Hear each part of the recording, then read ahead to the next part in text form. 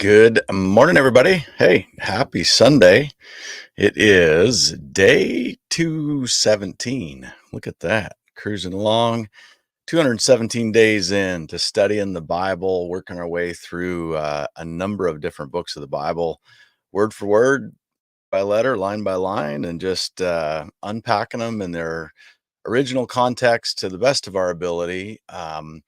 Looking at history and how geography plays a part and how culture plays a part, and really trying to put our shoes trying to put our shoes we're trying to put ourselves in the shoes of the original recipients of these different words and these different situations, so that we kind of step back in time and their culture and their location into their context to hear um, what the original authors intended for the original audience to hear. And that exercise is takes some practice. It takes some practice. It takes learning. It takes investing our time and effort and energy into uh, digging into the ancient cultures and the different things that would happen in history, learning about geography and the lay of the land that a lot of us are just not familiar with. And so as we do this little by little, 217 days in, hopefully a lot of it is starting to take root, and you're starting to recognize the way those techniques play a role in your own personal study of the word. So now, as you're studying the word, hopefully you start to think, "Oh, I wonder, that's interesting. I wonder if the place that this story took, happened. Wonder if the geography played a part, or the climate, or I wonder what was going on culturally. Is that little nugget there? Is that important to learn about? And what would they have actually thought when they heard that said? Would it have made sense to them? Because right now it doesn't make sense to me." And you start to dig deeper than just a surface reading of the Bible, trying to make it make sense exclusively in a modern world. And so it's pretty cool to see those light bulbs going off, and people growing and learning and approaching the text in a good, healthy way, trying to learn what it meant, to who it was written to, and glean what we can from God's wisdom and direction for us, even still today. So, hey, we're going to do that again today. We're going to do what we always do. We're going to pray, say hi to some folks, and then we're going to dig into Deuteronomy chapter 10. And we are talking Levites and priests, and how come they get no share of the land and the spoils of all the tribes of Israel? One, named the Levites, gets to go to the promised land, but doesn't get to own any of it or share in the spoils of all the things that they're going to get when they uh, overtake the enemies there. And so, what's the deal with the Levites, and how come they don't get any of the goods? So we'll get to that today. Let's pray. God, we just love you, and we thank you so much for your word. We thank you for the time together every day, and we just ask that you would guide and direct us this morning, Lord. That you would be our teacher, that you would convict where we need convicted, that you would encourage where people need encouraged, and that you would open our eyes and ears to learn new truth about you that perhaps we didn't know about before, um, so that we just keep getting a bigger, more accurate picture of who you are, um, and what you're like, how you interact with your people and your creation. So, Lord, help us to just keep growing and learning more about you. Let's pray in Jesus' name. Amen. All right. Let us see, who do we have tuning in on this Sunday morning over here in comment land. We've got all kinds of peeps tuning in. D Scott, good morning to you. Good to see you. And Bruce, giving a shout out to the Hatter Creek crew, some friends in the area there. Dana, good morning, giving a shout out to his neighbor Daryl. And Brandon, good morning to you. Just up the hill in the campground here, we're actually at the same campground that Brandon and Andrea are at, and got to spend time with them as well as a bunch of others that just left yesterday. Um, and let's see, Miss Donna, I saw in here. Oh, let me grab this. John, good morning to you. And what's up, Jerry? Good morning to you. Just dropping in, giving a shout out, saying hi. Good to see you, Mr. Jerry in Michigan. We got Nancy from PA, and we've got, let's see here.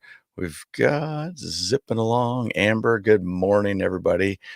Giving a hello to Jerry. Mama Mosa, good morning to you. We miss you. Um, and we've got Angie is giving a comment to Hammocks to Coasters, which is a YouTube handle. And she had mentioned earlier where she was headed to somewhere in Maine. And so Angie's dreaming of a good vacation. So that's fun. Cherry, good morning to you out in North Carolina. I'm guessing we've got Tanya in Wisconsin or maybe Minnesota, depending on where she's floating around and who she's hanging with. We got Becky out in North Idaho. Good morning to you. And Tracy out in Vancouver, BC. Mervyn Louise over in Oregon. And we've got Larry's mom down in Arizona. And let me just grab a couple others on here. Let's see. We got Miss Donna down in Texas. And so there's just great peeps all over the place. Tuning in and spending time together in the Word. So, and here we go. And Ben, who's living in a van down by the river.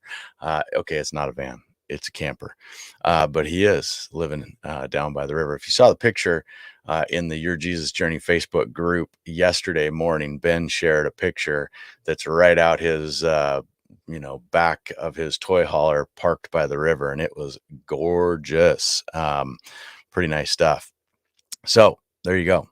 All right, let's get into this one. We are in Deuteronomy chapter 10, verses 6 through 11. And this is a continuing of the same theme that we've been looking at day by day. Moses reminding the Israelites of where they've come, all that's happened to them in order to get them to the spot where they're on the shores of the Jordan River. The promised land is so close they can smell it. It's terrifyingly exciting. It's a land with high walled cities that the walls go to the sky. The people that inhabit it are descendants of Anakite giants, so they're big, they're strong, they're well prepared, well defended, and so that part is terrifying.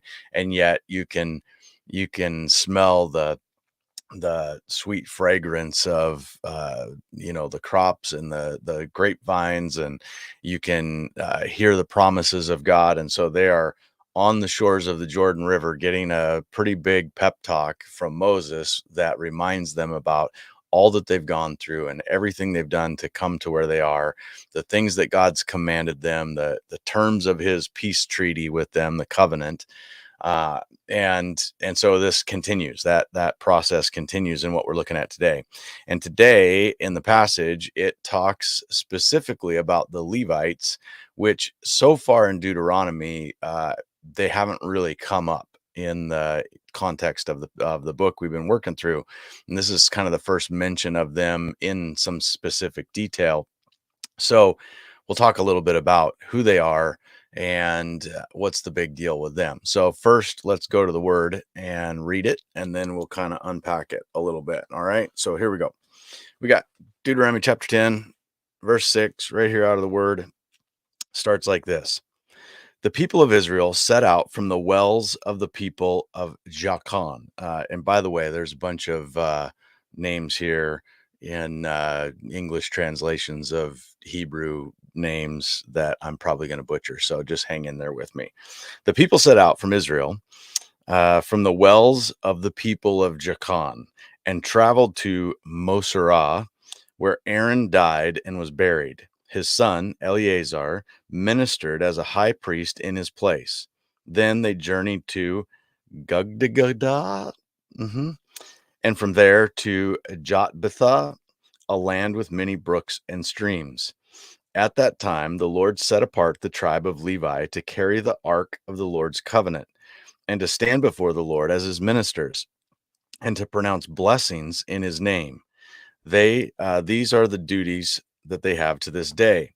This is why the Levites have no share of property or possession of land among the other Israelite tribes. The Lord himself is their special possession, as the Lord your God told them. As for me, I stayed on the mountain in the Lord's presence for 40 days and nights, as I had done for the first time. And once again, the Lord listened to my pleas and agreed not to destroy you. Then the Lord said to me, "Get up and resume the journey and lead the people to the land that I swore to give their ancestors so they may take possession of it." So, um, in this passage right here, Moses is kind of interjecting a bit of a reflection about um, who Aaron was, where he was when, where the Israelites were when Aaron died, how the baton of was passed to his son to become the high priest in his place, and then it mentions the Levites, and and again, this is just one section where Moses is reflecting and remembering and kind of retelling some parts of the story. So it's not great detail because they already knew the detail. They knew who the Levites were. They knew all the context of the stories. He's just reminding them of things that they'd already experienced. And so it's not intended to be a, you know, explicit explanation of everything, but he mentions the Levites, and it gets mentioned in here that the Levites uh, don't get any special possession or property in the land that Israel is about to go inherit. So, to give you some context, because a lot of times some of these words words and names, it gets a little bit confusing. Um, and so, Israel uh, in the Old Testament, when we talk about Israel and the Israelites, we're talking about the nation, the whole group of people that are called Israel. It's not referring to the geographic land of Israel. So they're known as the Israelites, like people in America are known as the Americans, same, or the Canadians, right? Um, and so Israel, the whole tribe, right? All of the people. It's called Israel or the Israelites. And among the Israelites, they are divided up into 12 tribes. And you can dive in and learn more about that if you're not familiar with it. But there are 12 tribes of Israel that are unique based on lineage of different guys. And so these 12 tribes um, all have kind of there's different nuance about them, different things that are different about them. They end up getting specifically assigned geographic regions in the promised land, and so all of the tribes get uh, a set area or turf, right? Like it's in the culture in America, it's not the same, but the most similar-ish thing is that the various tribes of Israel, when they go into the promised land, they essentially set up counties. Now, again, it's just a reference, but they essentially set up counties, and so the tribe of Gad is this county, and the tribe of Judah is this county, and so forth and so on, and they get boundaries, and there's different resources and things available to them in the different regions of the greater land at large. The Levites, however, are one of the tribes, one of the 12, and so they're a large group of people, and the Levites explicitly it explains back in Numbers, in section in Numbers, it explains that the Levites as a tribe, the whole group of the Levite people, when they go into the promised land, they explicitly do not get to get any of the land or any of the spoils or the goods. So they're the only tribe of Israel that gets brought along through this whole journey through the desert. They have a unique role in the desert as well. And then they get brought into the promised land, and all of the people of Israel, all the various tribes, all actually get specific land given to them and specific vineyards and crops and houses and all the stuff. They actually get physical land and inheritance and resources and supplies, but the tribe of Levi actually is the total opposite. It's like uh designated by God that they are not allowed to have any of that stuff. And so the tribe of Levite, the Levite tribe is given instructions to be God's representatives. They're to be God's ministers and servants to take on a special role to help support everything involved with worshiping God through the desert, everything to do with the tabernacle, which was essentially like a portable church. This is the easiest way to picture it. Very nomadic style portable church with a portable temple and portable parts and pieces. And again, that's another conversation for another day. But the Levites were the team, the tribe that was designated to do everything to do with portable church through the wilderness and worship and sacrifices. And then they were designated to carry on that role as they went into the promised land. Now, here's something that's just a little nugget to help you maybe not miss something, because you may have heard about priests, and priests were the ones that could go into the Holy of Holies, make sacrifices in the tabernacle, the portable church, and then eventually the temple, the permanent place of worship. The priests had a very unique role. The priests came from the tribe of Levite. So you have the Levites, who were designated as a whole group to be like the church team, the ministry team for God. And from out of their group of people, a small select group would be designated as priests, which had an even more specific role in the ministry and sacrifices and service and worship of God. And so priests, Levites, all 12 tribes, Israel. And so that gives you a little bit of a reference. So when we hear these terms like the Levites did this or the priests did that, you get a little bit of a reference, a little bit of better understanding of who they were and where they came from. Now, what's interesting, if you go back into Numbers chapter 18, it's in the notes in the description, but this is a great rabbit trail for you to go chase down. But Numbers chapter 18, verses 20 through 32, explains in great detail the kind of the roles of the Levites and the priests and how they were supposed to survive, because God's bringing the whole nation of Israel, all of the tribes, into the promised land. He's assigning them different turf and territory, except the Levites. So how in the world were the Levites supposed to survive? Like, how do they eat? Where do they live? What do they do? Right?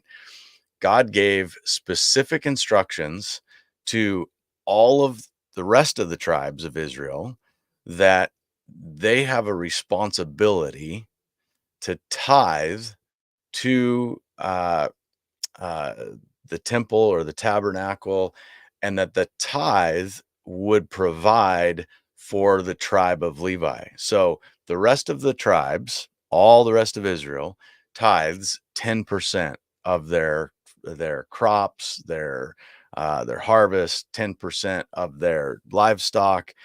So they give the first 10%, and there's more detail to this, but this is the just basic plain English version.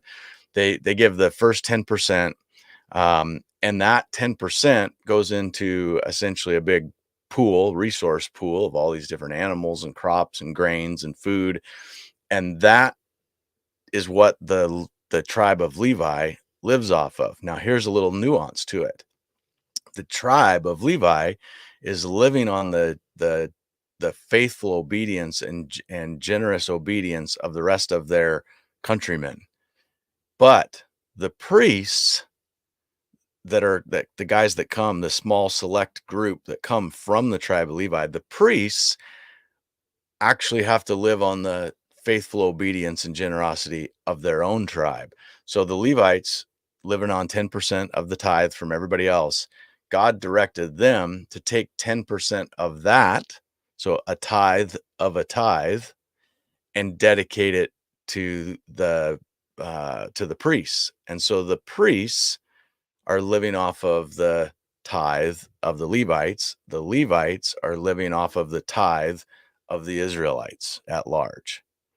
And so that was sort of fundamentally the nuts and bolts of like, how did it work that they would go into the promised land, and that God would through this process in the wilderness would designate a tribe to be his kind of ministry team, servants, sacrifice, all things worship, and that they would become like uh, the church team, and from among them would be the